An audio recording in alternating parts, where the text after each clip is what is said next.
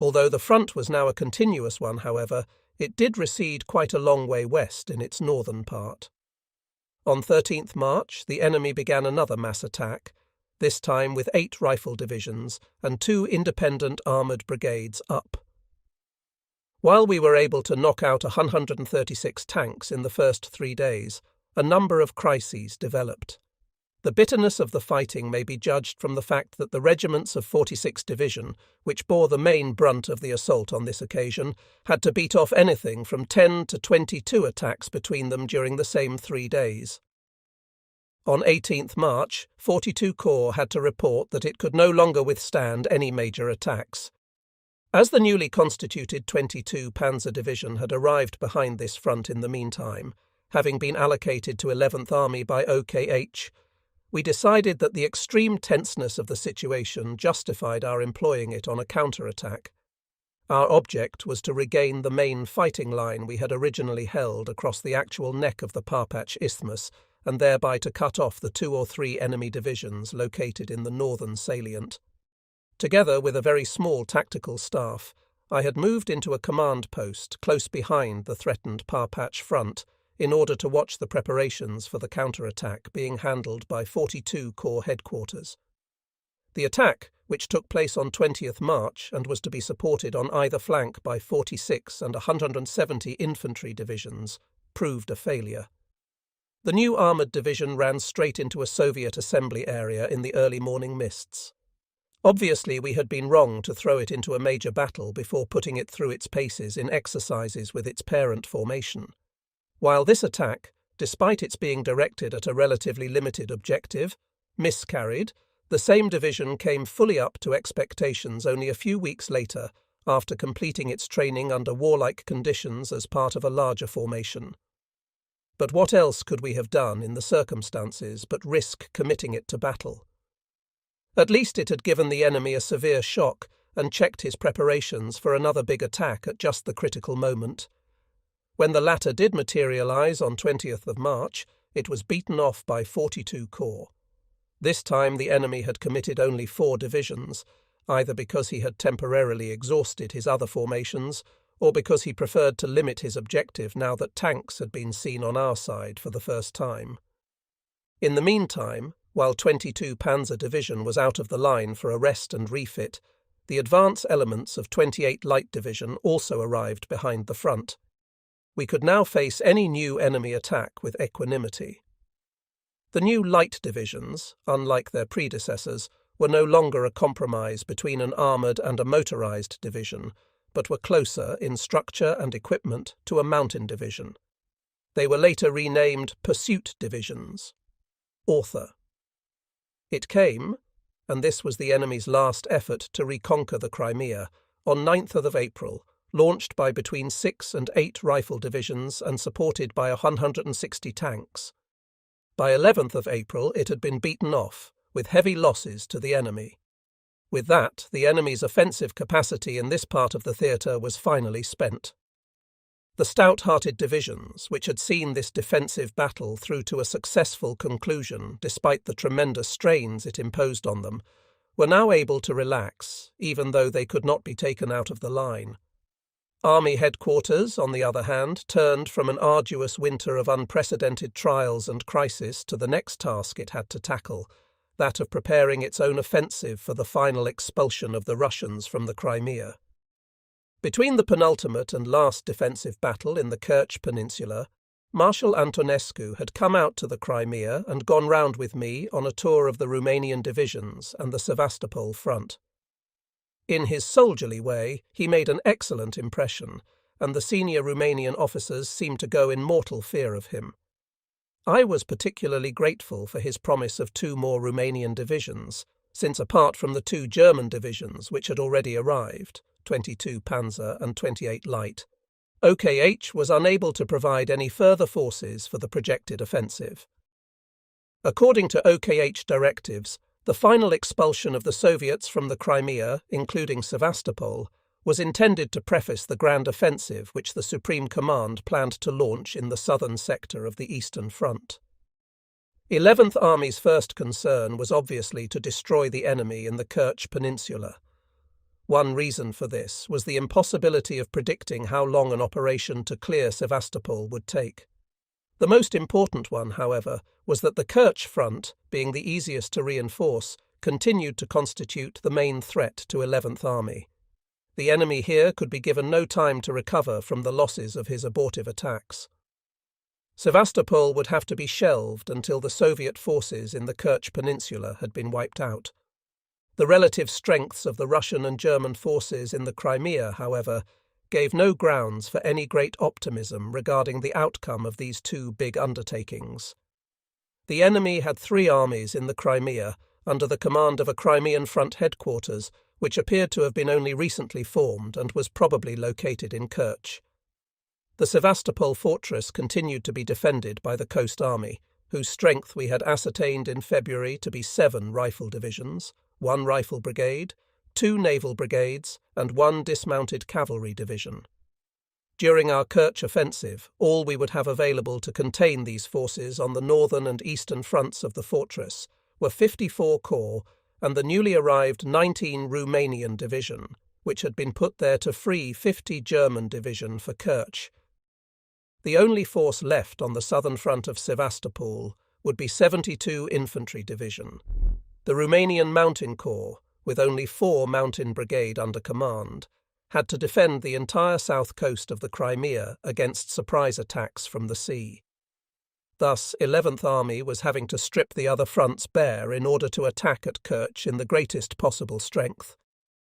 On the Kerch front, the enemy still had his 44th and 51st Armies. At the end of April 1942, they comprised 17 rifle divisions, 3 rifle brigades, 2 cavalry divisions, and 4 independent armoured brigades, an aggregate of 26 formations.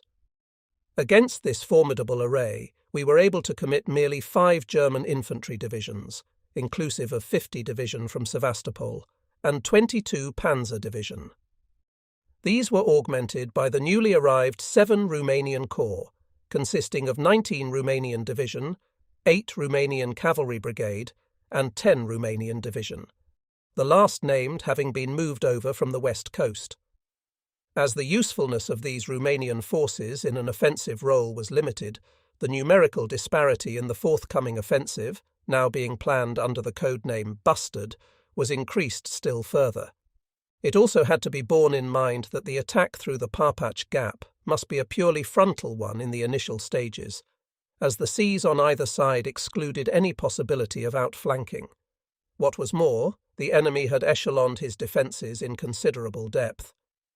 How were we in the circumstances, and in view of the enemy's superiority of at least 2-1, to achieve our object of destroying both his armies? One thing was clear. Neither a frontal push against the 2 enemy armies nor even a simple breakthrough could get us anywhere. If, after losing his Parpach positions, the enemy should manage to reform his front anywhere else, our operation would inevitably be halted. The broader the Kerch Peninsula became as one went east, the more the enemy would be able to make his numerical superiority felt. Our total of 6 German divisions might suffice for an attack through a mere 11-mile gap at Parpach, where the enemy could not put in all his forces simultaneously.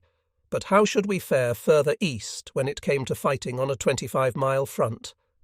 The object must be, then, not only to break through the enemy's Parpach front and achieve penetration in depth, but also to destroy either the main bulk or at least a substantial part of his formations in the process of the first breakthrough. In this respect, the enemy himself offered us an opening. In his southern sector, between the Black Sea and Khorasan, he was, in the main, still sitting in the strongly prepared defences of his original Parpach front. His northern front, on the other hand, protruded well beyond the latter in a wide curve reaching as far west as Kiev, and dating from the time when the enemy had overrun 18 Romanian division. That the Soviet commander had considered the likelihood of our trying to cut off this bulge was clear from the way he had distributed his troops.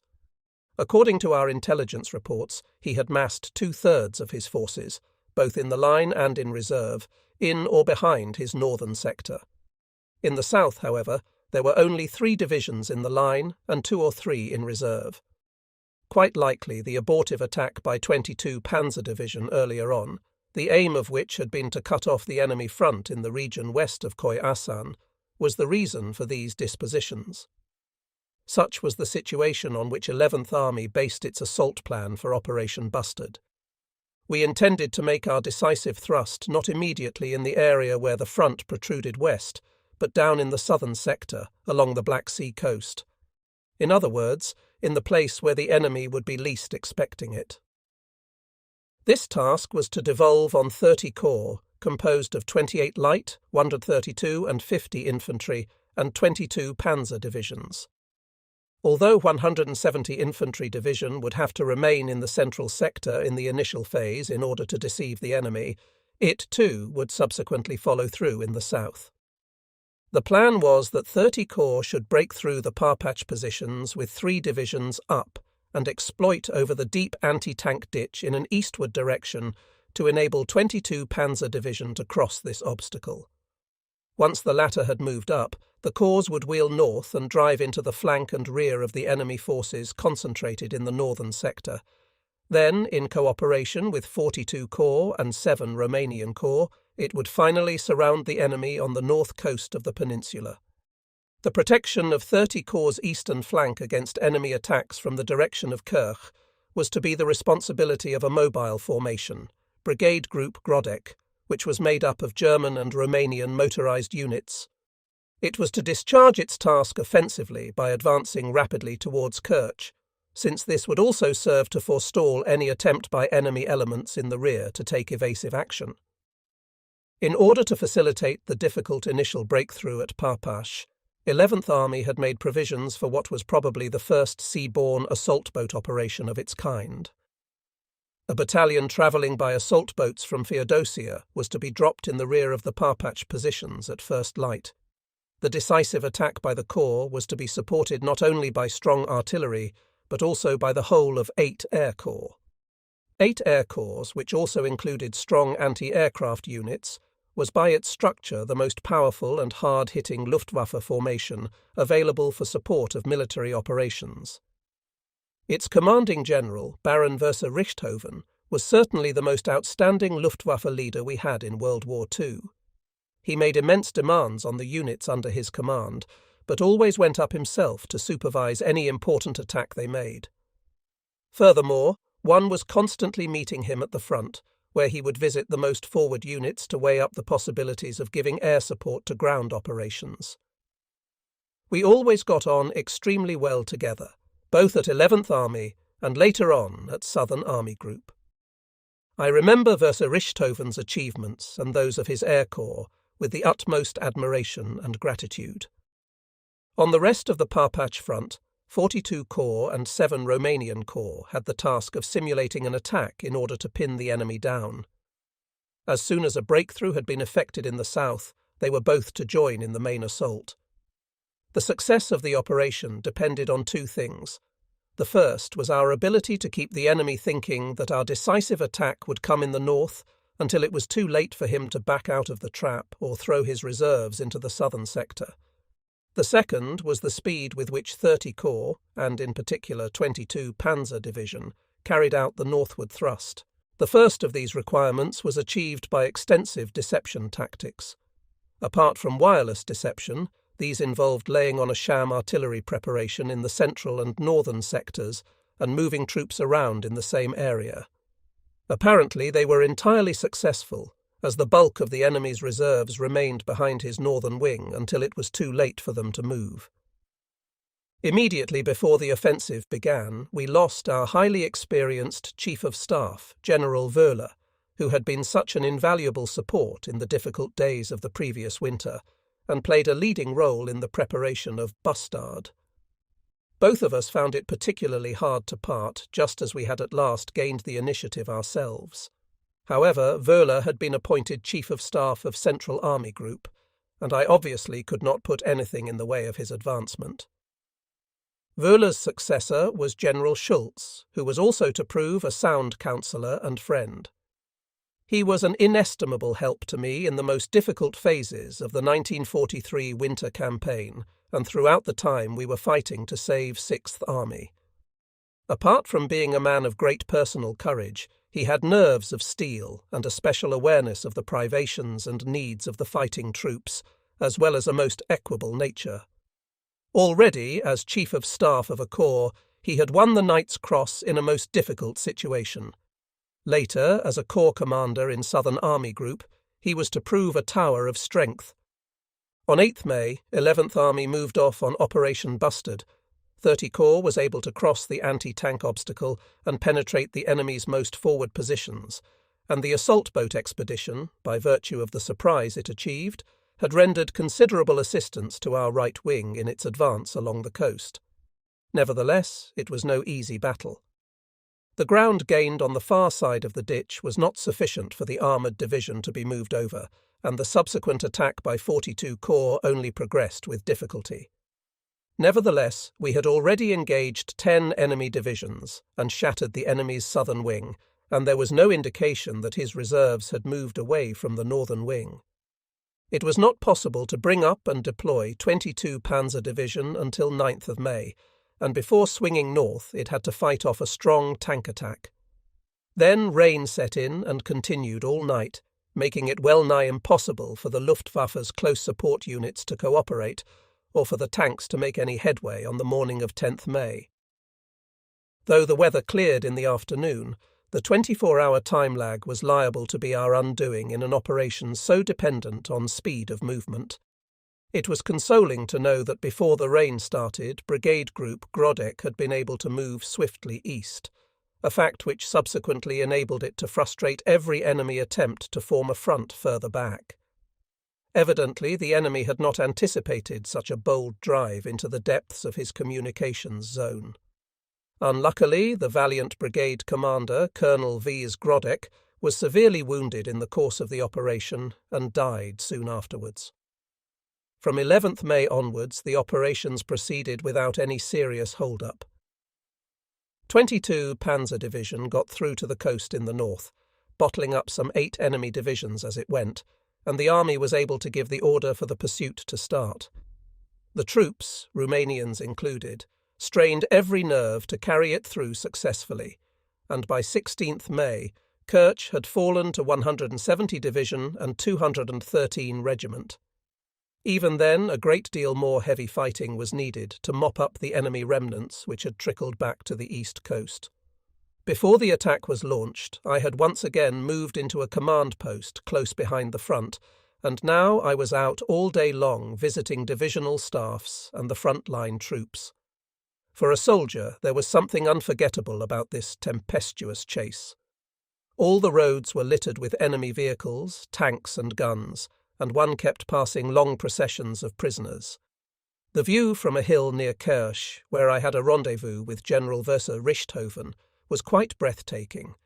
Down below us, bathed in glorious sunshine, lay the Straits of Kerch, the goal we had dreamt of for so long. From the beach in front of us, which was crammed with Soviet vehicles of every possible description, enemy motor torpedo boats made repeated attempts to pick up Soviet personnel, but they were driven off every time by our own gunfire. In order to spare our infantry any further sacrifices and bring about the surrender of the enemy elements still fighting back desperately along the coast itself, we had a mass artillery barrage laid down on these last pockets of resistance. By 18th May, the Battle of the Kerch Peninsula was over. Only small groups of the enemy continued to hold out in subterranean caves around Kerch for weeks to come under the pressure of a few fanatical commissars.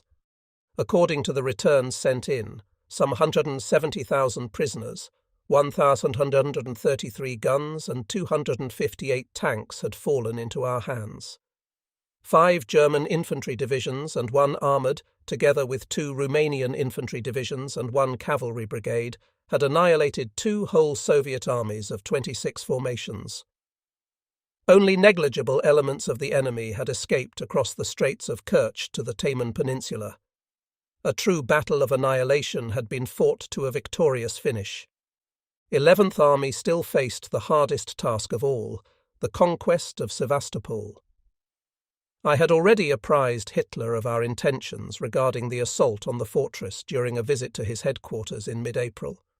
It was the first time I had met him since submitting my views to him on the conduct of the offensive in the West in February 1940.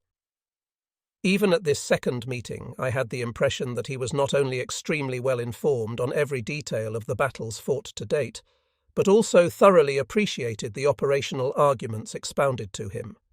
He listened attentively to what I had to say, and fully agreed with 11th Army's view on the way to conduct both the Kerch offensive and the assault on Sevastopol.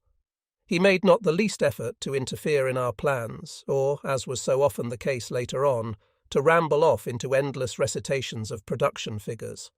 One vital question was not discussed on that occasion, however, whether, in view of the offensive planned in the Ukraine, it was right to commit the whole of 11th Army to an attack on the powerful Sevastopol fortress for a period that could not be predetermined with any real certainty, particularly now that the victory on the Kerch Peninsula had removed the threat in the Crimea. The settlement of this problem was clearly a matter for the Supreme Command, not for our own headquarters. Speaking for myself, I believed at the time, and still do today, that the decision to make 11th Army take Sevastopol first was the correct one. Had we continued merely to invest the fortress, a good 3 or 4 German divisions, plus the Romanian forces, in other words, half 11th Army, would have continued to be tied up in the Crimea. What was undoubtedly a mistake, however, was the Supreme Command's decision, after Sevastopol's timely fall, to withdraw 11th Army from the southern wing of the Eastern Front for use at Stalingrad and for patching up gaps in the line. After the fall of Sevastopol, this army ought, as originally planned, to have been taken across the Straits of Kerch to the Kuban to intercept the enemy forces falling back on the Caucasus from the lower Don before Army Group A. Had the time factor not permitted this, it should at any rate have been taken into reserve behind the southern wing. The Stalingrad tragedy might then have been averted. Immediately after the Kerch operation, 11th Army began regrouping for the assault on Sevastopol. 42 Corps was made responsible for safeguarding the Kerch Peninsula and the south coast of the Crimea. The only German troops left to it for this purpose were those of 46 Infantry Division, in addition to which it had 7 Romanian Corps, comprising 10 and 19 Infantry Divisions, 4 Mountain Division, identical with the 4 Mountain Brigade mentioned earlier. The Romanians had changed the designation of these mountain brigades without in fact increasing their strength to that of a division, TRA and 8 Cavalry Brigade. All other forces were forthwith dispatched to Sevastopol. Teku Panzer Division had to be handed over to Southern Army Group. Author. There could be no shadow of doubt that the assault on the fortress would be even tougher than that of the previous December, the enemy having had half a year in which to tighten up his fortifications, bring his manpower up to strength and stock up with stores from across the sea. The strength of the Sevastopol fortress consisted less in up-to-date fortifications, though a certain number of these did exist, than in the extraordinary difficulty of the ground, which was dotted with innumerable smaller defence installations. These formed a thick network covering the entire area from the Belbek Valley to the Black Sea coast. The whole of the ground between the Belbek Valley and Severnaya Bay in particular constituted a strongly developed fortress belt. The Northern front ran south of the Belbek, though north of this too, the enemy had an extensive strong point around and northwards of the locality of Lyubimovka. The valley itself and the slopes rising away to the south were enfiladed by a 30.5 scimitars. Battery housed in a thoroughly up-to-date armoured emplacement, known to us as Maxim Gorky the Fee. The slopes themselves were covered by a thick net of fieldworks 1 mile deep, some of which were concreted. Behind these came a series of strongly built, mainly concreted strongpoints, which our troops had nicknamed Stalin, Volga, Siberia, Molotov, GPU, and Cheka, and which were mutually linked by a chain of dug-in positions. A final barrier to the northern shore of Severnaya Bay was formed by a defence zone of strongpoints, which included Donets, Don, Lenin, the fortified locality of Bartenyevka, the old North Fort, and the coastal batteries on Battery Headland. Into the cliffs overlooking the bay, the Russians had driven chambers for storing supplies and ammunition. The eastern front branched off the northern one at a point about 1.25 miles east of the village of Belbek, the hinge between the two being protected by the precipitous Kamishli ravine. The northern part of this eastern front ran through a stretch of the dense undergrowth with which the steep spurs of the Vila Mountains in this area are covered. In this undergrowth there were countless small pockets of resistance, some of them nestling in holes blown in the rock, which an attacker could hardly touch with his artillery. This wooded northern sector of the eastern front ended in the steep cliffs south and southeast of the locality of Gaetani. Though the woods petered out further south, the ground became increasingly difficult down towards the coast, where it resembled a range of rocky mountains. Access to the southern fortress zone on both sides of the highway leading from the south coast to Sevastopol was barred in the first instance by a series of steep, dome-shaped summits, which the Russians had converted into powerful strongpoints. Crimea veterans will remember such names as Sugarloaf, North Nose, Chapel Mount, and Ruin Hill. Then came the strongly defended village of Kamari, and finally the rocky massif northeast of the Bay of Balaclava. The enemy had been able to hold his own here when 105 Infantry Regiment achieved its bold capture of Balaclava Fort in autumn 1941. Penetration of this chain of fortified summits and cliffs was rendered all the more difficult by the fact that one hill always flanked the next. Behind this forward defence zone in the south, north of the road from Sevastopol, rose the massif of the Feyukini Heights, which was extended southwards to the coastal range by strongpoints like Eagle's Perch and the fortified village of Kardikovka. All these formed a sort of foreground to the strongest of the enemy's fortifications, which were established along the Zarpun Heights. The latter are a range of hills with steep eastern slopes, beginning at the cliffs of Inkerman and dominating the valley of the Chornaya down to the south of Gaetani. There they turn southwest to bar the road to Sevastopol and finally link up with the sea through Windmill Hill, the western spur of the coastal range. The Zapun position, by virtue of its sharp drops and possibilities for mutual flanking fire, is extremely difficult for infantry to attack, and artillery observers up there command the entire fortress area as far as the eye can see. These heights, incidentally, were the line held by the Western powers during the Crimean War to cover the rear of their attack on Sevastopol against the Russians' idle relieving army. But even when he had taken this commanding position, the attacker's troubles were still not over.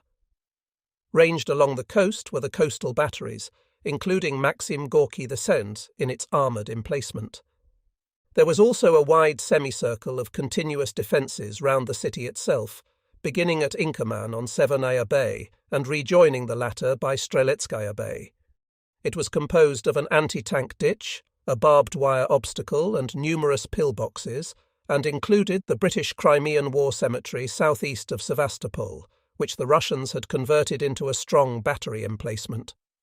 Finally, there were a line of fortifications running hard along the periphery of the city, and also several traverses screening the peninsula of Chersones towards the east.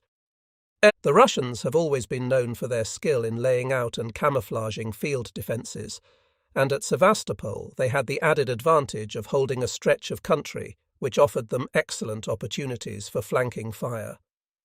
The rocky nature of the ground, moreover, made it possible to keep the cover for guns and mortars so narrow that they could practically only be destroyed by direct hits. And since we were dealing with Russians, it was a matter of course that extensive minefields had been laid not only along the front of the various defence zones, but also right inside them. When considering how the assault on the fortress area should be conducted, 11th Army arrived at essentially the same conclusions as it had done the previous winter.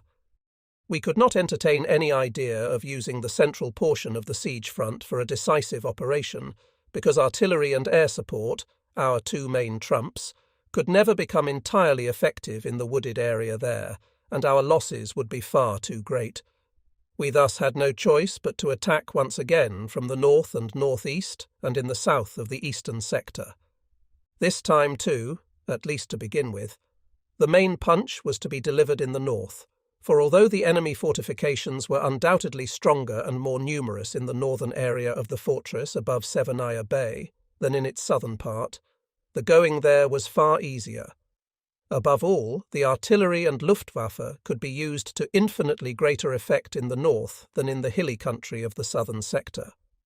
Of course, there still had to be an attack in the south as well. For one thing, it was important to split the enemy's defence by attacking from several sides at once. For another, he must be expected to hold out in the city itself and on the Chersonis headland, even after losing the fortified area north of Severnaya Bay. We had to remember that the task facing us at Sevastopol involved not only taking a fortress, but also fighting an army which was certainly our match numerically, even if it were inferior in material.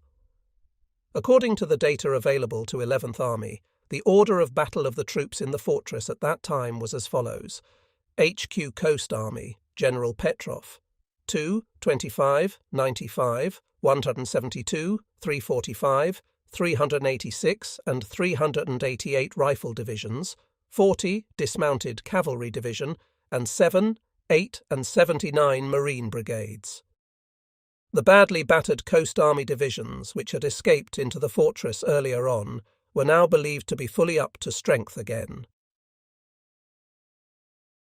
Author.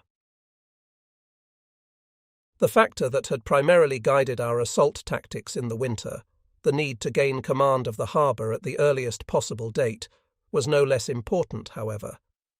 As long as 11th Army had 8 air corps in support, the enemy would no longer be at liberty to supply himself by sea. Such were the considerations on which 11th Army based its plan for Sturgeon, the code name of the operation.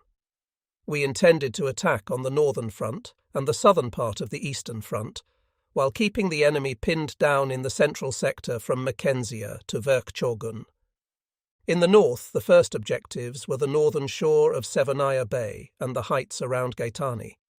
In the south, the capture of the dominating heights of the Zapun position on both sides of the roads, leading from the south coast and Balaclava to Sevastopol. The attack in the north was to be carried out by 54 Corps, comprising 22, 24, 50 and 132 infantry divisions, commanded by Generals Wolfe, Baron versus Tetau, Schmidt and Lindemann, and a reinforced 213 infantry regiment. The Corps' orders were to keep its forces rigidly concentrated in the main direction of assault on the high ground north of the eastern part of Severnaya Bay. All parts of the fortified zone bypassed in the first instance were to be pinned down with a view to taking as many of them as possible from the rear later on. The left wing of the corps was to gain possession of the heights of Gaetani and the ground to the southeast of the latter in order to clear the way for the Romanian Mountain Corps' subsequent advance further south. The attack in the south was to be directed by HQ 30 Corps, with 72 and 170 infantry divisions and 28 Light Division under command. Commanded by Generals Müller-Gebhard, Sander and Sinhuber respectively. Author.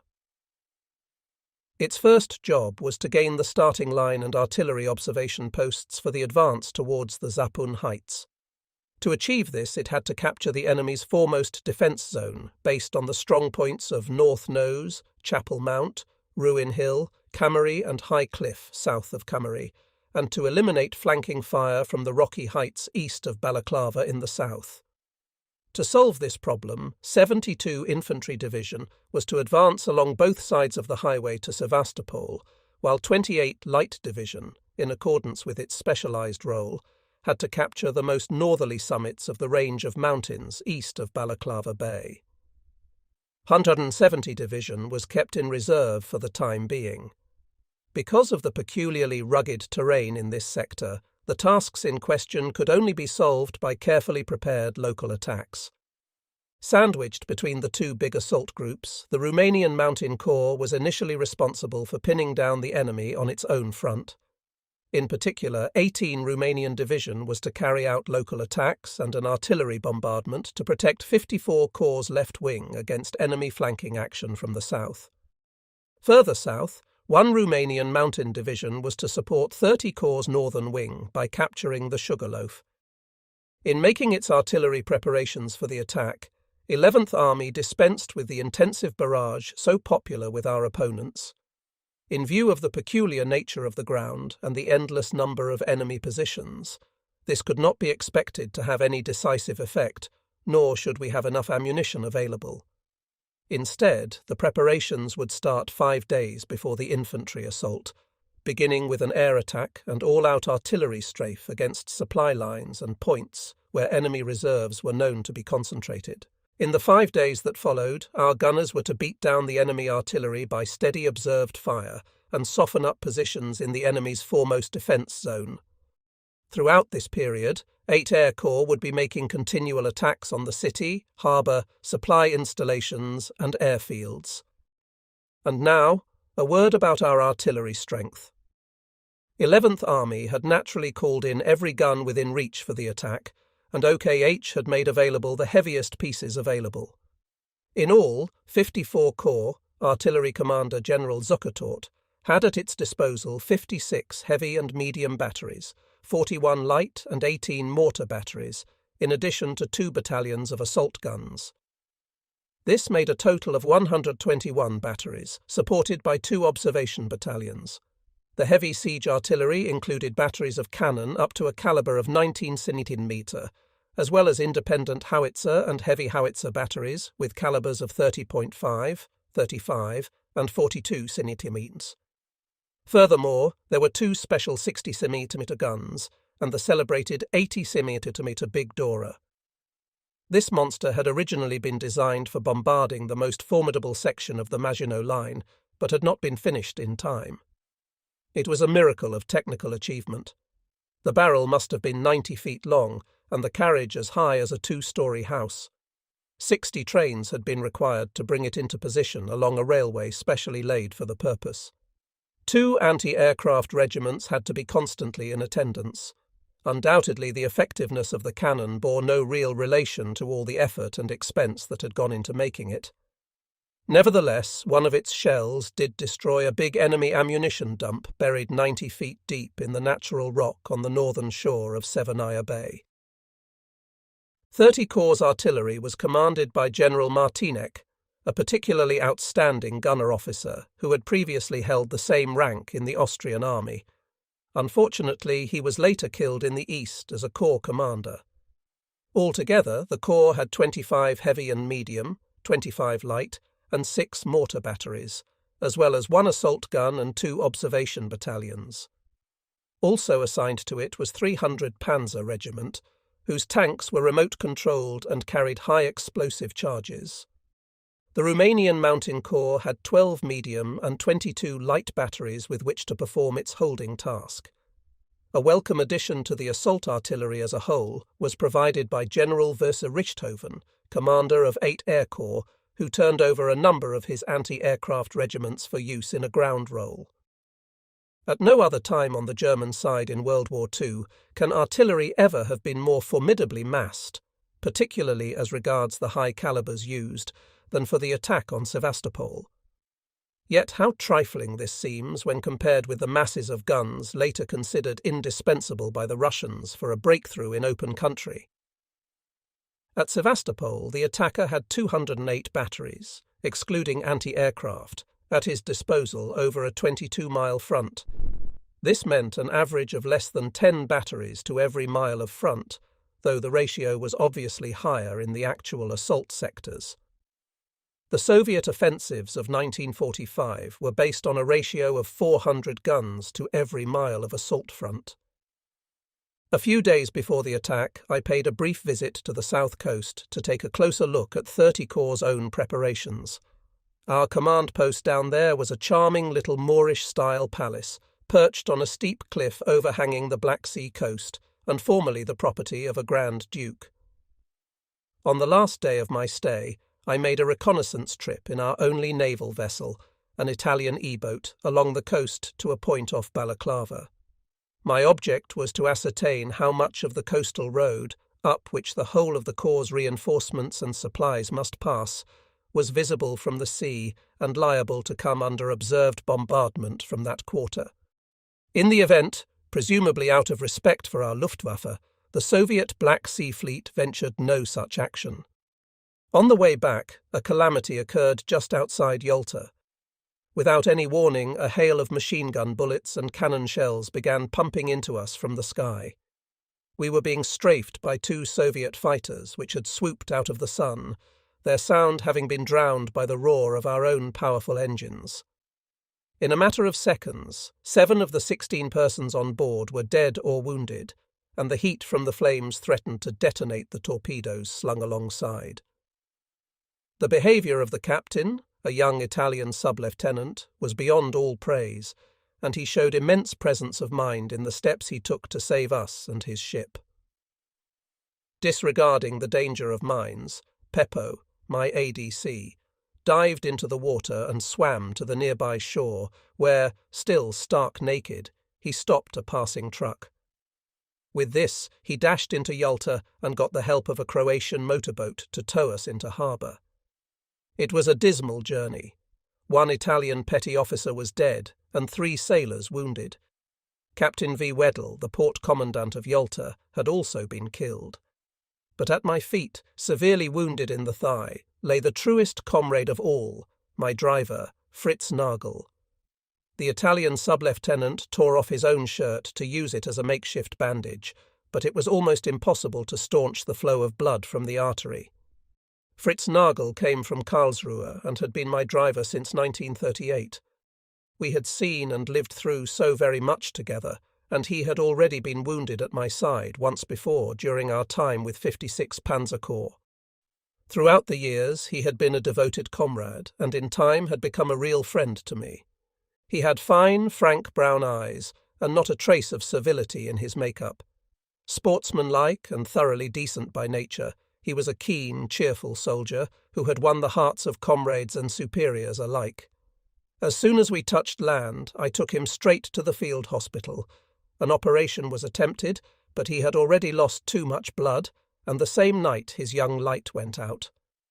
We buried him alongside all our other German and Italian comrades in the Yalta cemetery high above the sea, perhaps one of the most lovely spots on the whole of that glorious coastline. I sent Fritz Nagel's parents a copy of the words I spoke at his graveside. But war waits for no man, not even for his thoughts. A few days later, 11th Army's tactical headquarters, reduced to a bare minimum of personnel, set up a command post on the Sevastopol front at Yukari Korales, a Tatar village nestling in a narrow valley among the cliffs.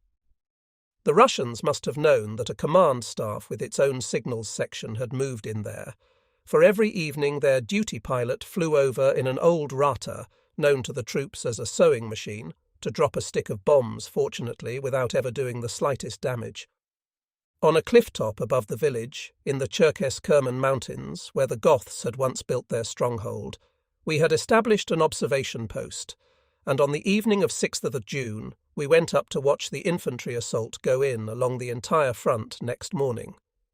It was here, in a small dugout adjoined by an observation trench equipped with stereo telescopes, that the Chief of Staff, the heads of the operations and intelligence branches, Peppo and I spent the still hours of the night before the storm. Once again it was Peppo who introduced a cheerful note into an otherwise pensive evening. It had been suggested that I should issue an order of the day to the troops pointing out the importance of the impending battle. Generally speaking, I am not in favour of exhortations of this kind. Quite apart from the fact that they seldom get past the battalion orderly rooms, our troops did not need reminding what was at stake. Since it was the usual thing to do on such occasions, however, I wrote out a few words on a sheet of paper and handed it to Peppo for transmission to all Corps headquarters. Shortly afterwards he returned to report, "Herr General Oberst, I've passed on the blurb." It was a cheeky thing to say, but he was only expressing the ordinary soldier's view of such proclamations, and we all had a good laugh over it. On the morning of 7th June, as dawn turned the eastern sky to gold and swept the shadows from the valleys, our artillery opened up in its full fury by way of a prelude to the infantry assault. Simultaneously, the squadrons of the Luftwaffe hurtled down onto their allotted targets. The scene before us was indescribable, since it was unique in modern warfare for the leader of an army to command a view of his entire battlefield. To the northwest, the eye could range from the woodlands that hid the fierce battles of 54 Corps' left wing, from view right over to the heights south of the Belbek Valley, for which we were to fight so bitterly. Looking due west, one could see the heights of Gaitani, and behind them, in the far distance, the shimmer of Severnaya Bay, where it joined the Black Sea. Even the spurs of the Chersones Peninsula, on which we were to find vestiges of Hellenic culture, were visible in clear weather. To the southwest there towered the menacing heights of Zapun and the rugged cliffs of the coastal range. At night, within the wide circumference of the fortress, one saw the flashes of enemy gunfire, and by day the clouds of rock and dust cast up by the bursts of our heavy shells and the bombs dropped by German aircraft. It was indeed a fantastic setting for such a gigantic spectacle. At Sevastopol there was something more than an attacking army confronted by an adversary who was at least its numerical equal, something more than artillery and aircraft of the most modern design pounding away at fortifications embedded in steel, concrete and granite. Sevastopol was also the spirit of the German soldier. All his courage, initiative and self-sacrifice contending with the dogged resistance of an opponent whose natural elements were the advantage of terrain and the tenacity and steadfastness of the Russian soldier reinforced by the iron compulsion of the Soviet system. It is impossible to depict this struggle, which was to go on for a round month in the most scorching heat, even early morning temperatures being as much as 106 degrees, in terms that would do justice to the feat of either attacker or defender. What our troops achieved in this battle would be worthy of an epic, but there is only space here for a brief account of a contest that must be almost unparalleled in its severity. On its right wing, 54 Corps had directed 132 Division to launch a frontal attack across the Belbek Valley towards the commanding heights to the south of it, leaving out the enemy bridgehead of Lubyamovka. To the left of it, 22 Infantry Division had the task of opening the way across the valley for 132 Division by thrusting south of the Belbek from the east over the Kamishli Gully. To the left of that, the 50th Infantry Division, attacking through the locality of Kamishli, was to join this thrust in a southwesterly direction. On the extreme left wing of the Corps, in the mountainous woodlands, the 24th Infantry Division was to work its way forward towards the heights of Gaitani, its left flank being covered by the 18th Romanian Division. As a result of overwhelming support by the powerful assault artillery and the incessant attacks of the 8th Air Corps, it was possible to cross the Kamishli Gully and Belbek Valley on the first day and gain a footing on the commanding heights south of the latter. Down in the south, 30 Corps' first job was to gain possession of the jumping-off positions for its own follow-up attack on both sides of the highway to Sevastopol, which was not to be launched until some days later. The second phase of the offensive, lasting up to June 17th, was marked on both fronts by a bitter struggle for every foot of ground, every pillbox and every trench. Time and again the Russians tried to win back what they had lost by launching violent counterattacks.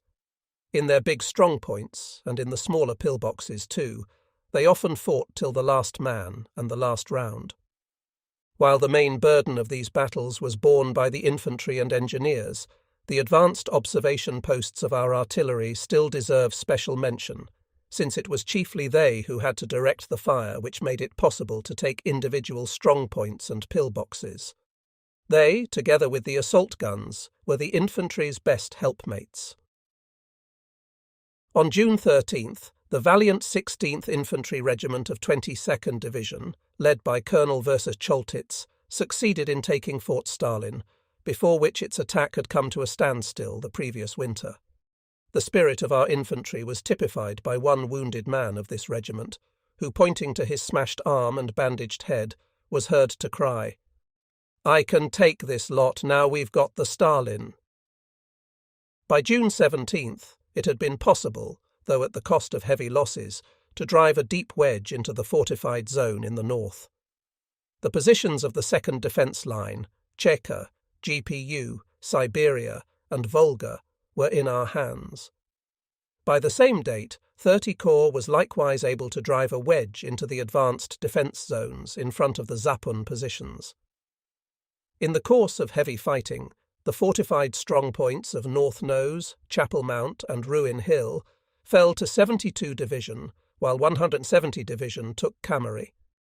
To the north of the Corps, after a series of fruitless charges, 1st Romanian Mountain Division finally won the Sugarloaf.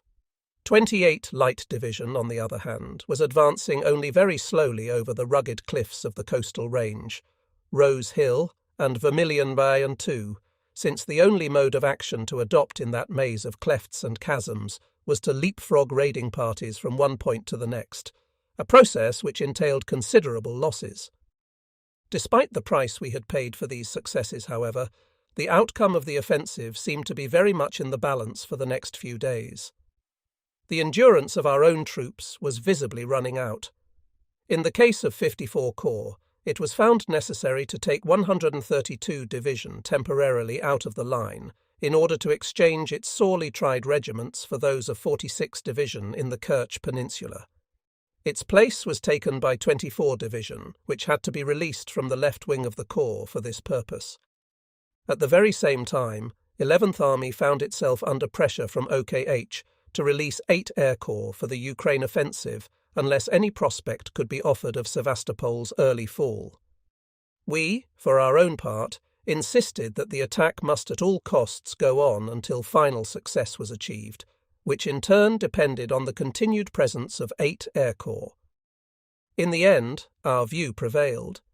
Yet who at that time, faced with the dwindling strength of our infantry, could have guaranteed the early fall of the fortress?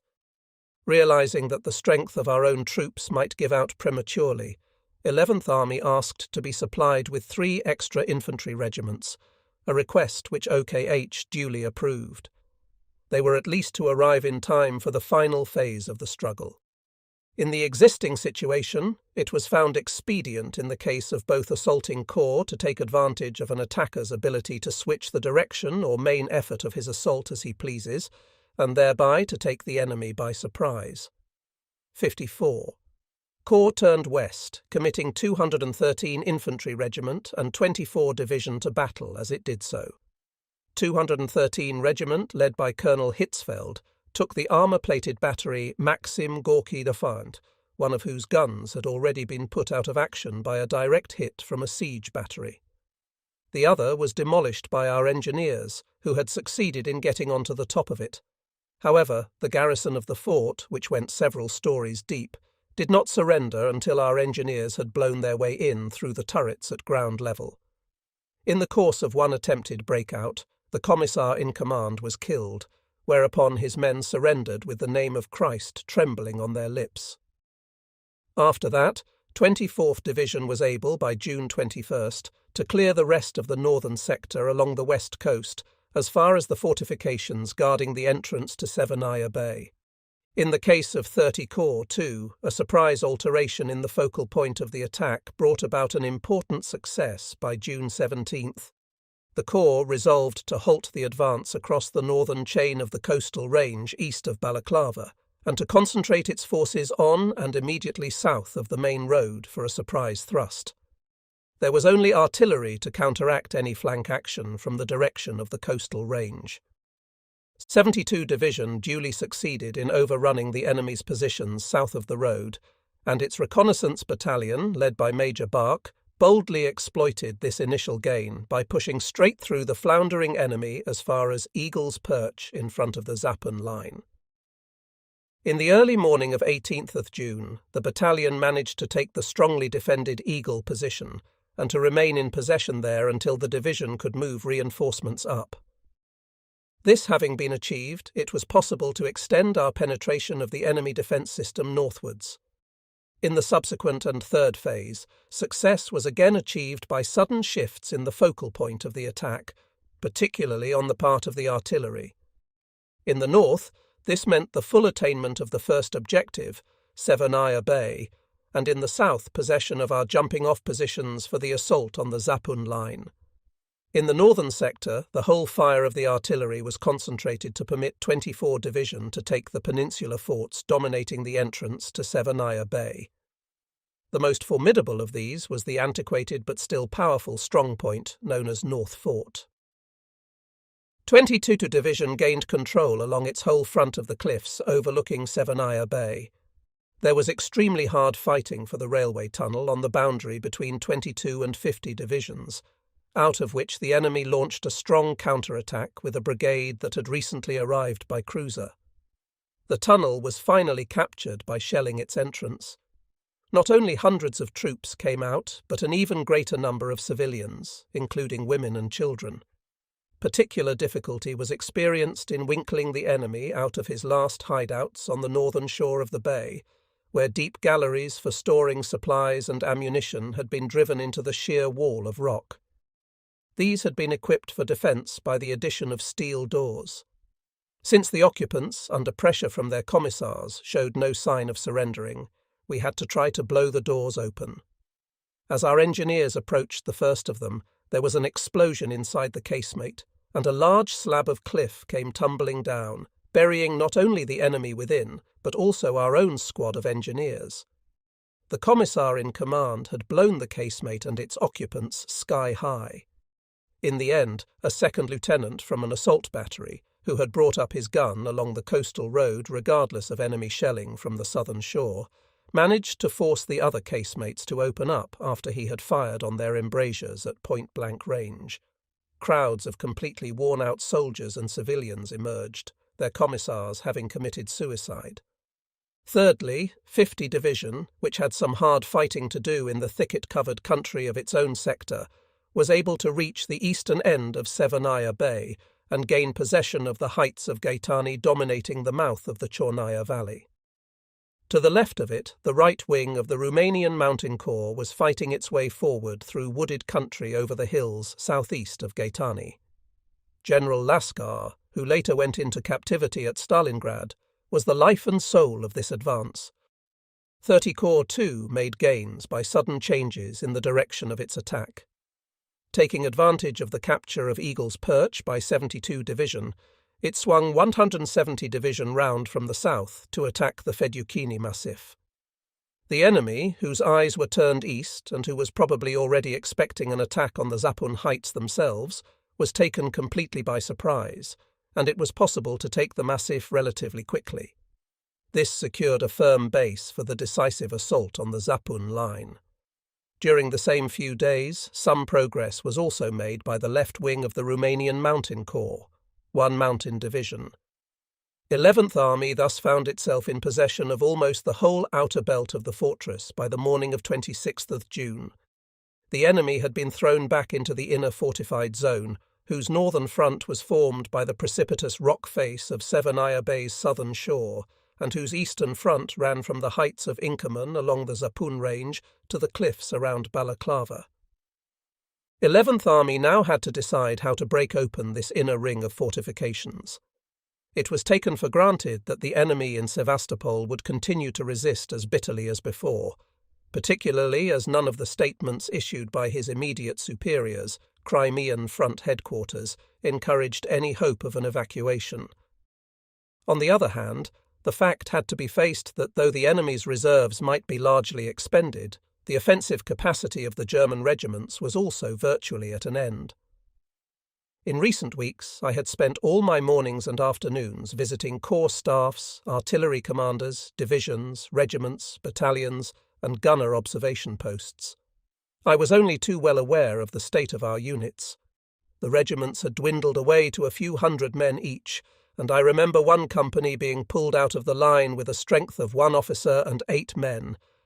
How, then, were we going to finish off the battle for Sevastopol, now that 54 Corps had Severnaya Bay before it, and 30 Corps was facing the difficult assault on the Zapun Heights? The ideal solution at this point would have been to switch the weight of the entire offensive to 30 Corps on the southern wing. In practice, however, this was just not possible. Moving the divisions alone was bound to take several days, and in this time the enemy would have an opportunity to recover his strength. In the frontal area, the two sectors were linked by only one narrow road, which we had taken immense trouble to build through the mountains the previous winter. In any case, it could not bear the weight of the heavy artillery, and the task of moving that quantity of guns round by way of Yalta and stocking them with ammunition when they reached the southern sector would have taken weeks to complete. An additional factor to bear in mind was the Supreme Command's intention of withdrawing 8 Air Corps from the Crimea at an early date. Immediately after 22 Division reached Severnaya Bay, I had been down to visit its regiments in order to obtain a general view of the situation from an observation post on the northern shore.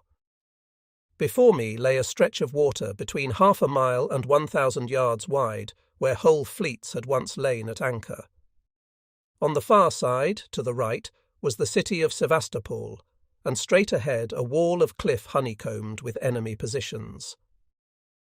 It occurred to me that from here, in other words from the flank, one should be able to unhinge the Zapun fortifications, for the last direction from which the enemy seemed likely to expect an attack was across Severnaya Bay. When I first discussed this plan of mine with 54 Corps and a number of subordinate commanders, there was a great deal of headshaking and scepticism. How, they asked, could assault boats get across that broad stretch of bay in the face of the formidable array of guns and fortifications overlooking the southern shore? How, for that matter, were the assault boats even to be got to the shore and loaded with troops, when the sole access to the water was down 1 or 2 steep ravines, which could obviously be kept under fire by the enemy on the southern coast? For the very reason that it appeared impossible, however, an attack across Severnaya Bay would take the enemy unawares, and might well be the key to success. Despite all the objections raised, therefore, I stuck to my plan, hard though it was to order such a hazardous undertaking when one's own position prevented one from taking part. Once the decision had been taken, everyone involved set about its execution with the utmost energy. In this connection, a special word of appreciation is due to the engineers, who had already given an excellent account of themselves alongside the infantry in the fighting for the pillbox positions. The general offensive against the inner fortress area, 54 Corps crossing Severnaya Bay and 30 Corps assaulting the Zapun Heights, was due to start early on the morning of 29th June.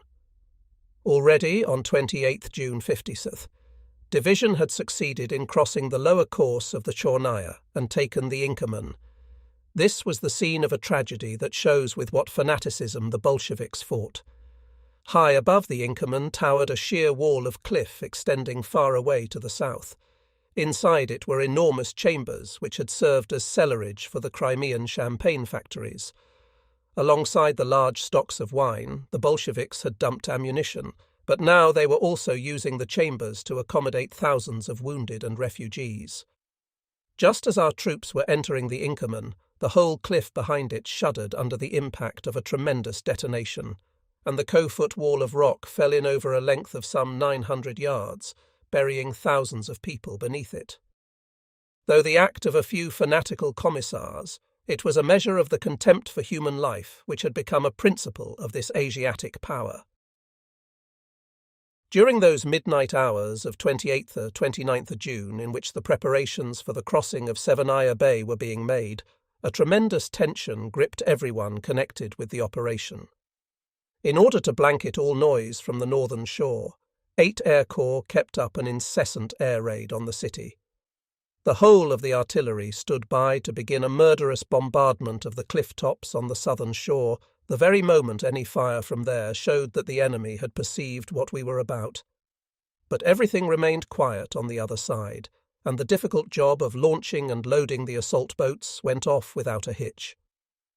At 1 o'clock, the first wave from 22 and 24 divisions pushed off and headed for the opposite shore. The crossing, which obviously took the enemy absolutely by surprise, turned out a complete success, for by the time the enemy defences on the cliffside went into action, our sturdy grenadiers had gained a firm footing on the shore below. Any enemy weapons showing themselves from now on were quickly knocked out by our troops as they scaled the cliffs to the plateau above. With that, the dreaded Zapun position was unhinged from the flank. At first light, however, our troops had also gone into action against the front of this position. On the left wing of 54 Corps, 50 Division and the newly committed 132 Division, now composed of the infantry regiments of 46th Division, moved off from positions around and to the south of Gaetani to assault the heights between the Inkerman and a point to the south of it. The attack received supporting flank fire from the artillery on the north shore of Severnaya Bay and was joined by the right wing of the Romanian Mountain Corps. 30 Corps likewise began its decisive push towards the Zapun line at daybreak, supported by the long-range batteries of 54 Corps and massed sorties by 8 Air Corps. While using its artillery to create the illusion that an attack on a broad front was pending, 30 Corps had assembled 170 Division as a task force in an extremely small area by the Fedjukini Heights, and the latter, supported by assault guns, 300 Panzer Battalion, and the direct fire of an anti-aircraft regiment, soon reached the high ground on both sides of the highway to Sevastopol. Taking advantage of the enemy's confusion, the division forthwith exploited far enough north, west, and south for the Corps to move its other divisions up to the crest. After the successful crossing of the bay, the fall of the heights of Inkerman, and the penetration of the Zapun positions by 30 Corps, the fate of the Sevastopol fortress was sealed. What now followed was a last desperate struggle that could neither stave off the defending army's utter defeat nor possibly benefit the Soviets as regards the overall operational situation. It would even have been superfluous from the viewpoint of military honour, for goodness knows the Russian soldier had fought bravely enough. But the political system demanded that the futile struggle should go on. Now that they had captured the cliffs on the south shore of the bay, the divisions of 54 Corps which had carried out the crossing were already inside the wide outer ring of positions which encompassed the city. So while elements of the Corps mopped up this ring in a southerly direction, the main body was able to turn west and deal with the peripheral fortifications and the city itself. With the fall of the famous Fort Malakoff, that bulwark which had cost so much blood in the Crimean War, the Corps was into the defences of Sevastopol proper. Meanwhile, before 29th of June was out, the 2 rear divisions of 30 Corps, which had had the task of simulating a broad frontal attack, 28 Light Division and 72 Division, were pushed smartly through behind 170 Division. Once they had reached the Zapun positions already taken by the latter, they were made to fan out to capture the Chersonis Peninsula. 28. Light Division broke through the outer ring of fortifications southeast of Sevastopol by taking the English cemetery. The Russians had developed this into a main strong point of their outer ring of fortifications, and the marble monuments once erected to British soldiers were now in ruins. The new dead of this battle were lying over graves torn open by shelling. Then the division thrust south of the city to take it from the west in case it should be defended, or alternatively, to head off an enemy breakout. 170 Division's goal was the lighthouse on the extreme western tip of the Chersonis Peninsula, the spot from which Iphigenia may have gazed, soulfully seeking the Grecian land. On 72nd Division devolved the task of thrusting along the south coast. Rolling up the Zapun positions in a southward direction, it first took the dominant Windmill Hill, and thereby secured the main road to Sevastopol for the use of the Corps.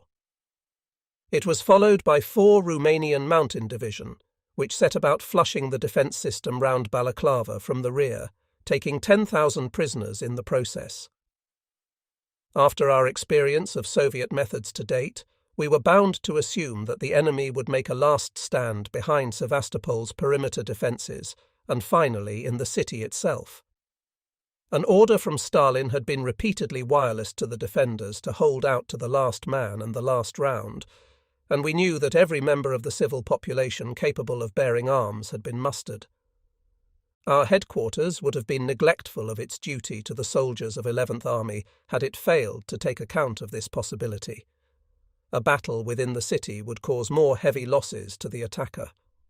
In order to obviate them, we directed the artillery and 8 Air Corps to go into action once more before the divisions resumed their assault.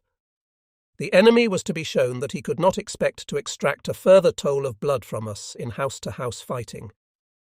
And so 1st July began with a massed bombardment of the perimeter fortifications and the enemy's strongpoints in the interior of the city.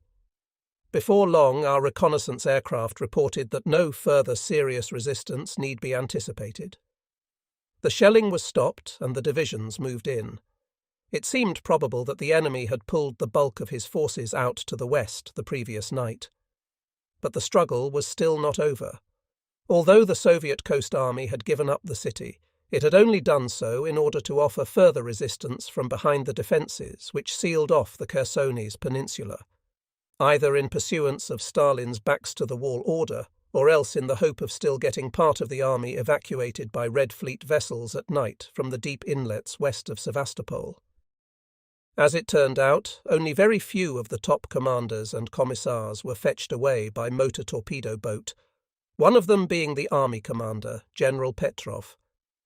When his successor tried to escape in the same way, he was intercepted by our Italian E-boat. Thus, the final battles on the Chersonese peninsula lasted up till 4th of July. While 72 Division captured the armour-plated fort of Maxim Gorky II, which was defended by several thousand men, the other divisions gradually pushed the enemy back towards the extreme tip of the peninsula.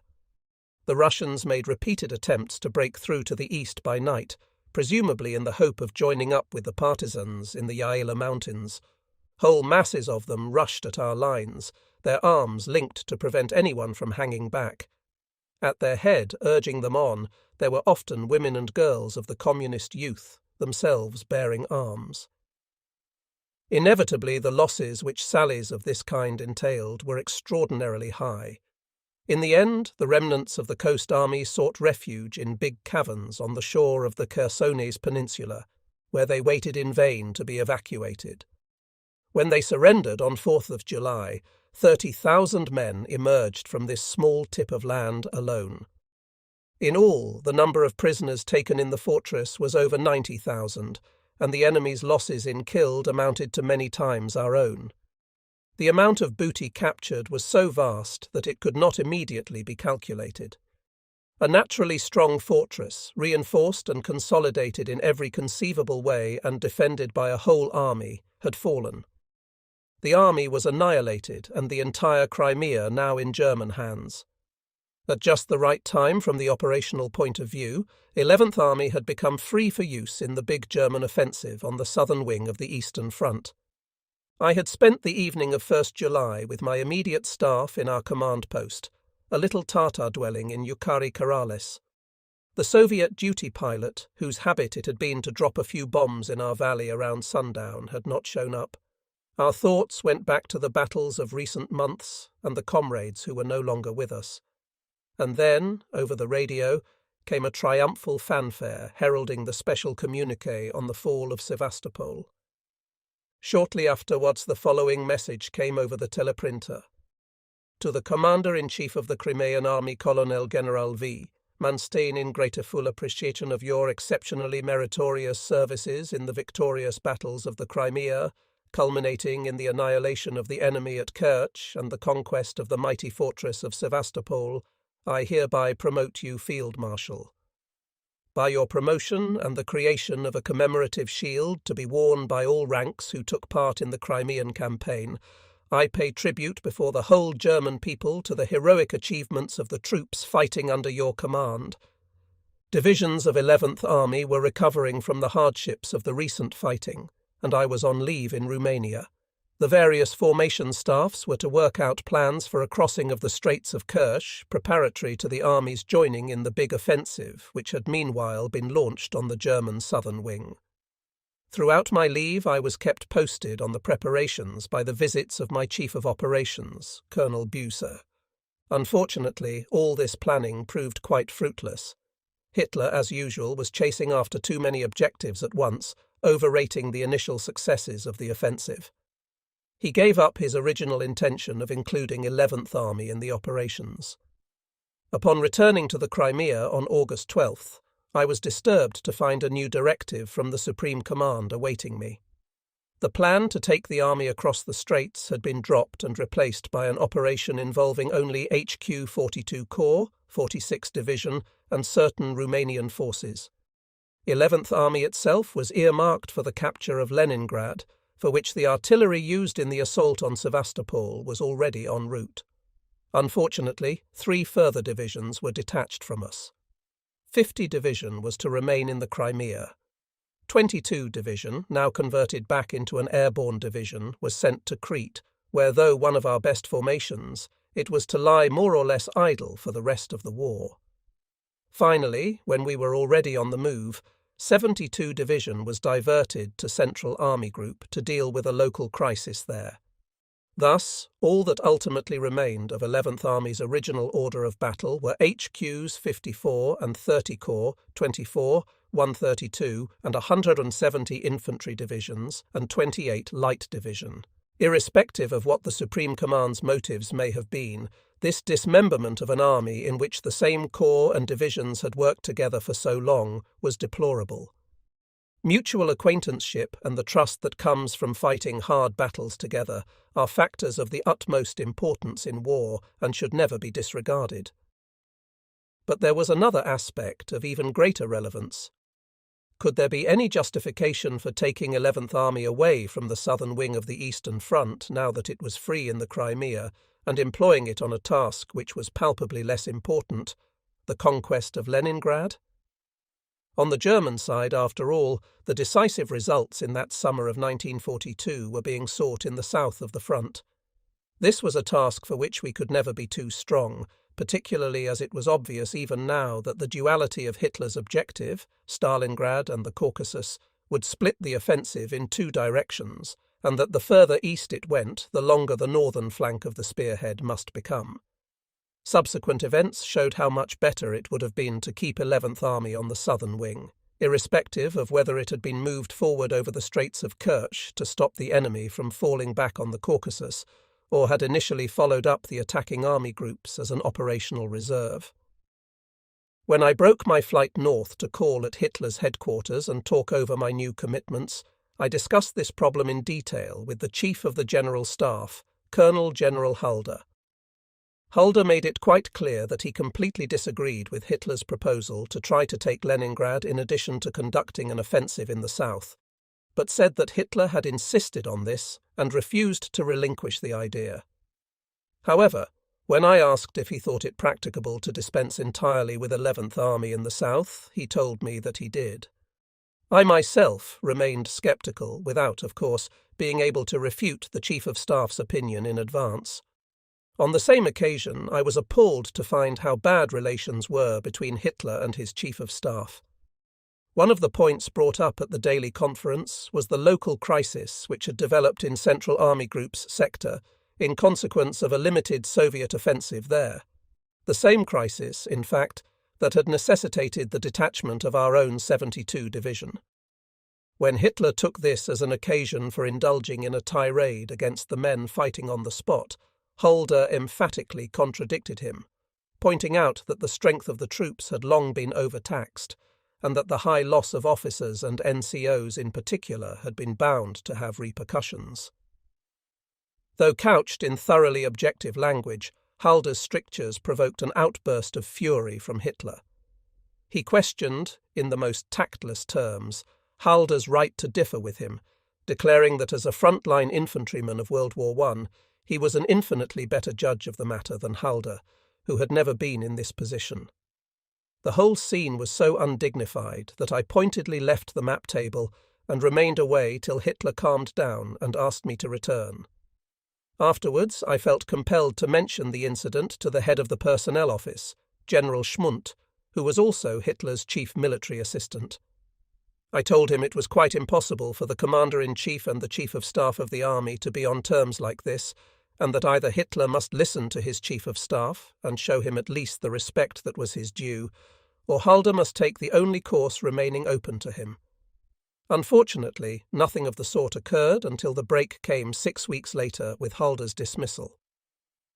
On August 27th, 11th Army Headquarters arrived on the Leningrad front to investigate the possibilities of an attack in 18th Army's sector and to settle on the plan for the assault on the city. It was intended that once this was done, we should take over that part of 18th Army's front which faced north, while the latter retained its eastern front on the Volkhov. The front earmarked for 11th Army was divided into three parts: the Neva sector from Lake Ladoga to the southeast of Leningrad, the actual assault front south of Leningrad, and the front containing the extensive bridgehead still held by the Soviets on the south shore of the Gulf of Finland around Oranienbaum. In addition to powerful assault artillery, part of which had been brought up from Sevastopol, there were to be over 13 divisions at the Army's disposal, including the Spanish Blue Division, one armoured and one mountain division, and an SS brigade. Of these forces, however, since the Neva and Oranienbaum fronts would be requiring 2 divisions each, only 9.5 would be left for the attack on Leningrad. This was none too big a force, considering that the enemy had an army there of 19 rifle divisions, 1 rifle brigade, 1 frontier guard brigade, and between 1 and 2 independent armoured brigades. In view of these relative strengths, it would naturally have been of tremendous assistance to us if the Finns, who had forces sealing off the Karelian Isthmus in the north of Leningrad, had participated in the offensive. However, when the question was put to the German liaison officer at Finnish headquarters, General Erfurth, it emerged that the Finnish High Command had declined to take part. The Finnish standpoint, according to the general, was that Finland had maintained ever since 1918 that her existence would never constitute a threat to Leningrad. This put any Finnish contribution to the offensive right out of the question. 11th Army thus found itself thrown entirely on its own resources for the execution of its mission. We were well aware that the success of the operation was somewhat problematical, and the fact that it need not have been necessary at all hardly made it any more palatable to us. In the summer of 1941, there had probably been a very good chance of taking Leningrad by a coup de main. Though in those early days Hitler himself regarded the early capture of the city as a main priority, the opportunity was missed for some reason or other. Later, Hitler thought he could starve Leningrad out. This the Soviets foiled by supplying the city over Lake Ladoga, in the summer by ship and in the winter by a railway line laid across the ice. What the Germans were left with today was a front from Lake Ladoga to the west of Oranienbaum, which was a steady drain on their resources. While its removal was certainly most desirable, the advisability of attacking the city just now, when an attempt was being made to force the issue in the south of the Eastern Front, was a debatable point. As Schiller once said, "What we omit from a single hour is lost to all eternity." Still, it was up to us to prepare as best we could for the attack we were called upon to make. To anyone reconnoitring along the front south of Leningrad, the city seemed to lie within clutching distance, although it enjoyed the protection of a whole net of fieldworks distributed in depth. One could pick out the big Kolpino works on the Neva, which were still turning out tanks. The Pulkovo shipyards on the Gulf of Finland were also visible. In the distance were the silhouettes of St. Isaac's Cathedral, the pointed tower of the Admiralty, and the fortress of Peter and Paul. In clear weather, it was also possible to see a battle cruiser on the Neva that had been disabled by gunfire. She was one of the 10,000-ton vessels we had sold to the Russians in 1940. I was sad to learn that several of the imperial residences I knew from 1931, the lovely Catherine Palace in Tsarsko Selo, the smaller palace in the same place where the last Tsar lived, and the delightful Peterhof on the Gulf of Finland, had fallen victims to the war. They had been set on fire by Soviet shelling. We realized from our reconnaissance that 11th Army must on no account become involved in any fighting inside the built-up areas of Leningrad, where its strength would be rapidly expended. As for Hitler's belief that the city could be compelled to surrender through terror raids by 8 Air Corps, we had no more faith in this than had Colonel General Verser Richthofen, the force's own experienced commander. It was our intention, therefore, to begin by breaking through the front south of Leningrad with maximum artillery and air support, but not to carry the advance any further than the southern perimeter of the city. Thereupon, 2 corps would turn east and quickly cross the Neva southeast of the city to destroy the enemy forces between there and Lake Ladoga, cut the supply route across the lake, and isolate Leningrad from the east.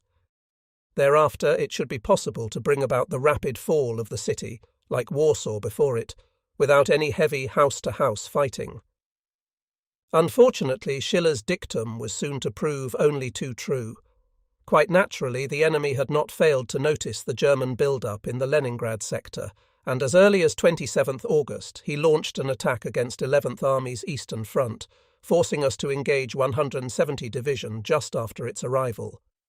In the next few days it became clear that the Soviets were conducting a powerful relief offensive with the aim of forestalling our own attack. On the afternoon of 4th September, I received a telephone call from Hitler in person.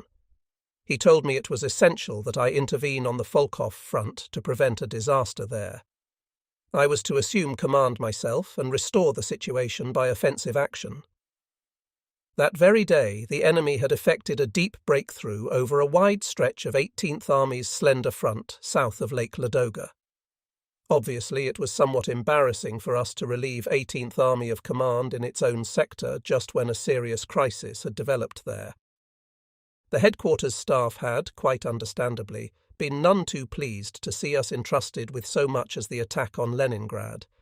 Even in the face of this open slight, however, it did everything possible to lighten our task in the absence of our own Q branch.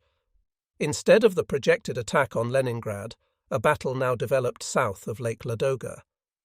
The enemy had succeeded in overrunning a 5-mile stretch of 18th Army's front north of the railway line from Leningrad to the east, and in penetrating some 8 miles to a point above Muga, through which the line passed. The first problem was to halt the enemy with what forces 11th Army had available. At the cost of some hard fighting, it was possible to do this in the next few days, and after assembling the rest of its divisions, which had arrived in the meantime, 11th Army was able to start its decisive counterattack. This was launched from the 2 still intact flanks in order to cut off the enemy spearhead at its root. The drive from the south was performed by 30 corps, comprising 24, 132 and 170 infantry divisions, and 3 mountain division. From the north came 26 corps, the formation originally responsible here, with 121 infantry division, 5 mountain division, and 28 light division under command. By 21st September, after heavy fighting, the enemy bulge had been tied off. In the next few days, vigorous attacks by fresh enemy forces from the east were beaten off as they tried to relieve the encircled enemy spearheads. A similar attempt by the Leningrad Army, attacking with 8 divisions across the Neva and from the front south of Leningrad, was equally unsuccessful. At the same time, however, we had to dispose of the strong enemy forces still trapped between Gaitolovo and Muga. As usual, despite the hopelessness of his position and the utter futility, even from the viewpoint of operations as a whole, of continuing the struggle, the enemy had no thought of giving in. On the contrary, he tried again and again to break out of the pocket. As the entire area was thickly wooded, we, incidentally, would never have attempted such a breakthrough in country of this sort. Any attempt on our part to get our infantry to grips with the enemy would have caused us excessive losses. Consequently, 11th Army brought over the greatest possible concentration of artillery from the Leningrad front in order to subject the pocket to a round-the-clock bombardment. In the space of only a few days, this shelling, supplemented by repeated attacks by the Luftwaffe, had turned the forest area into a pock-marked wilderness, relieved only by the stumps of what had recently been giant trees. The captured diary of a Soviet regimental commander later gave us some idea of what effect we had achieved. It also showed just how ruthless the commissars had been in forcing the troops in the pocket to prolong their resistance. By these methods, we were able to end the fighting in the pocket by 2nd October. The enemy, 2nd Shock Army, had thrown no fewer than 16 rifle divisions, 9 rifle brigades and 5 armoured brigades into the battle, and, out of these, 7 rifle divisions, 6 rifle brigades and 4 armoured brigades met their fate in the pocket.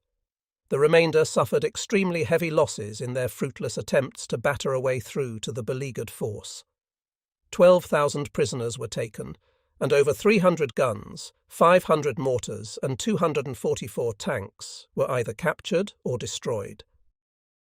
The enemy's losses in dead many times exceeded the number of prisoners, While the task of restoring the position on 18th Army's Eastern Front was thereby fulfilled, our own division's casualties had also been heavy, and a considerable amount of the ammunition intended for the attack on Leningrad had been used up.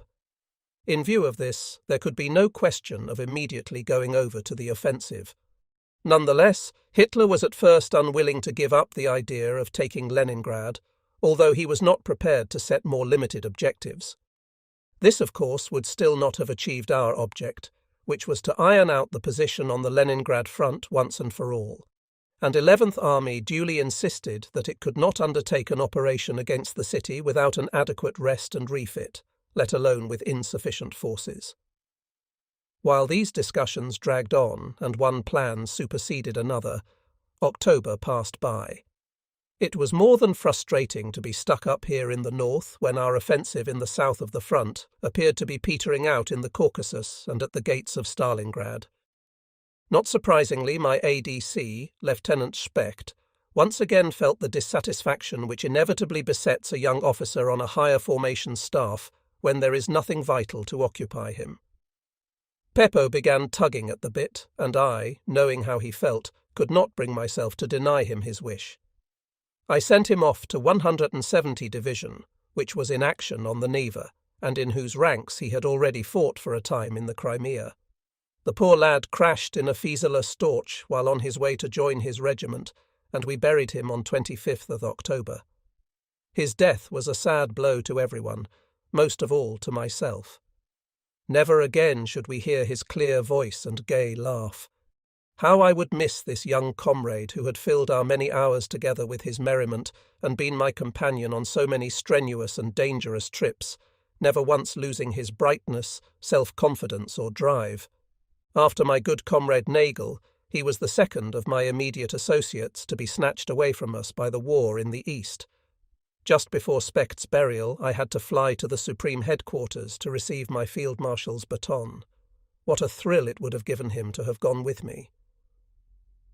As had always been the case with me to date, Hitler went out of his way to be affable and spoke with warm appreciation of the way the troops of 11th Army had acquitted themselves in the Battle of Lake Ladoga. I took this opportunity to impress my views on him regarding the excessive demands being imposed on our infantry.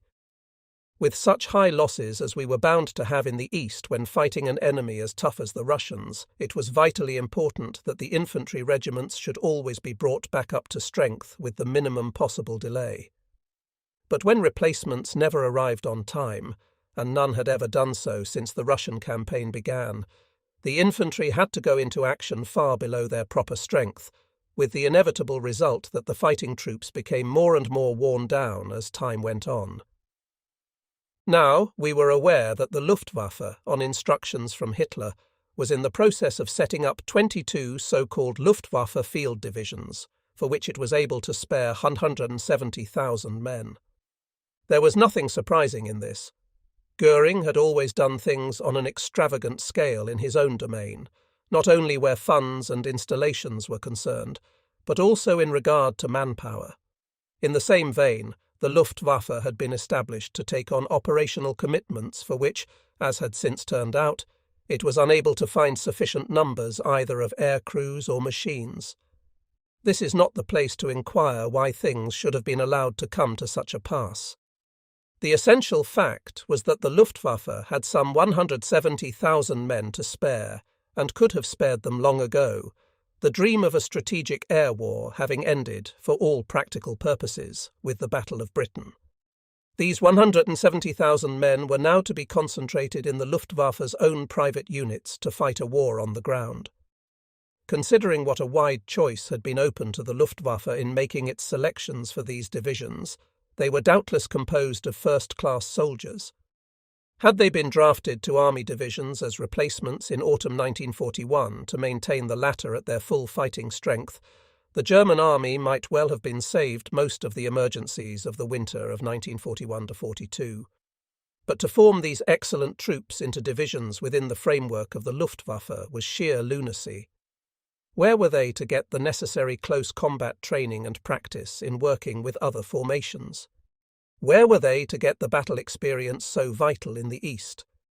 And where was the Luftwaffe to find divisional, regimental, and battalion commanders? I covered all these aspects in detail during that talk with Hitler, and a little later set them out in a memorandum I drafted for his attention. He listened to my arguments attentively enough, but insisted that he had already given the matter his fullest consideration, and must stick to his decision. Shortly afterward, the then Chief of Operations of Central Army Group, a man who was always well informed on account of his friendship with Hitler's ADC, told me the reasons which Goering had given Hitler for wanting the Luftwaffe to set up its own divisions. Goering had claimed that he could not hand over his soldiers, reared in the spirit of National Socialism, to an army which still had chaplains and was led by officers steeped in the traditions of the Kaiser. He had already told his own people that the Luftwaffe must make sacrifices too, lest the army appear virtually to stand alone in this respect. Such were the arguments with which Goering had sold his scheme to Hitler. Our Leningrad mission as such was now coming to an end. During my visit to Vinitsa, Hitler said that my headquarters would probably be moved to Central Army Group in the Vitebsk region, where there were signs that a big enemy offensive was pending. If and when this materialized, our task would be to counteract it with an offensive of our own. At the same time, however, he told me that if he and his headquarters should leave Vinitsa, I was to be put in command of Army Group A.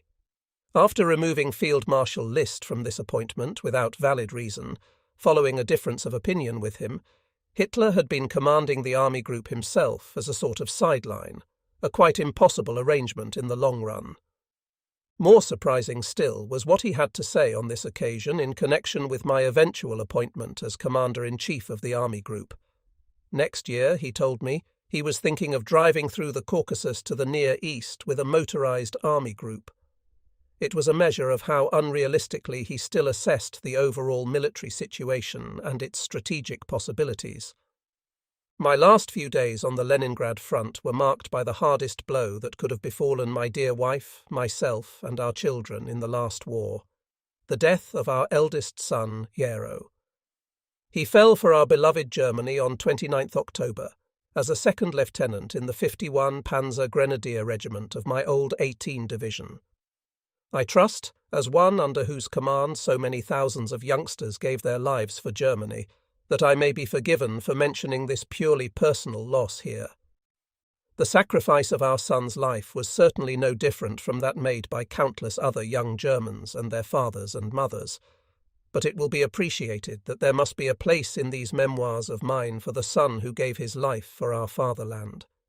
He shall stand here for all the others who trod the same road as he did, whose sacrifice was the same as his sacrifice, and who live on in the hearts of their dear ones just as our beloved son lives on in ours. Our Gero, born on New Year's Eve 1922 and killed in his 20th year, had been a delicate child from birth. He had suffered from asthma from childhood, and it was due only to the constant care of my wife that he grew up fit enough to become a soldier. Yet while his ailment deprived him of many things in his boyhood, it had also made him unusually mature and determined to do what life demanded of him, despite all his handicaps. Gero was a particularly lovable child, serious, thoughtful, but always happy. After taking his final school examination at the Ritter Academy in Liegnitz in 1940, he expressed the wish to become a soldier and to join my own arm, the infantry, known in Germany as the Queen of the Battlefield, because it has from time immemorial borne the brunt of the fighting. It goes without saying that we, as his parents, understood this desire to follow in the footsteps of generations of ancestors, although neither of us had ever made any attempt to influence him in his choice of a profession. It was simply in his blood to become a regular officer, to be a trainer of German youth, and to be at its head in times of stress. So, having passed his school examinations, he joined 51 Panzer Grenadier Regiment in Liegnitz and went through the 1941 summer campaign in Russia as a private soldier. He was promoted corporal and won the Iron Cross for going back again with other volunteers to pick up a comrade wounded on patrol. In autumn 1941, he was sent home to the officers' school, and in spring 1942 he received his commission. After a serious illness and convalescent leave, he came back to the regiment he loved, now in action on Lake Ilmen as part of 16th Army. I had the joy of seeing him on his way out there when he visited me in my caravan at the front during the Battle of Lake Ladoga. After that, I saw him once more when I visited my friend Bush at 16th Army headquarters on 18th of October. He had invited Gero up as well, so that we, Bush and our dear Specht, my ADC, were able to spend a happy evening together. Specht himself was killed only a few days later. Early on 30th of October 1942, after the morning situation reports had been handed in, my faithful Chief of Staff, General Schultz, the successor to Wöhler, brought me the news that our son Gero had been killed by a Russian bomb the previous night. As assistant adjutant of his battalion, he had been on his way out to the front line to convey an order to a platoon commander. We buried the dear boy on the shores of Lake Ilmen the following day. The Padre of 18 Panzer Grenadier Division, Pastor Kruger, began his oration with the words, "A lieutenant of the infantry." Our son would not have wished it otherwise. After the funeral, I flew home for a few days to be with my dear wife, for whom this boy had throughout the years been a special object of care and devotion. He had given us nothing but joy, for all the anxiety he had caused us by the ailment he had fought so bravely. We laid his soul in God's hands. Gero Erich Sylvester von Manstein, as so many other young Germans, fell in action like the brave soldier he was. The officer's calling was his mission in life, and he fulfilled it with a maturity rare in one so young. If one can speak of a young aristocrat in this sense, then he was one indeed. Not merely in outward appearance, he was tall, slim, and fine-limbed, with long, noble features, but most of all in character and outlook. There was not a single flaw in this boy's make-up. Modest, kind, ever eager to help others, at once serious-minded and cheerful, he had no thought for himself, but knew only comradeship and charity. His mind and spirit were perpetually open to all that is fine and good. It was his heritage to come of a long line of soldiers, but by the very fact of being an ardent German soldier, he was at once a gentleman in the truest sense of the word, a gentleman and a Christian. Whilst I was in Liegnitz after Gero's burial, 11th Army headquarters was moved from Leningrad to Central Army Group's sector in the area of Vitebsk. There is nothing of importance to tell regarding the few weeks it spent there. Before any steps could be taken to use us in counteracting the anticipated offensive, events in the south of the Eastern Front led to our being given a new role.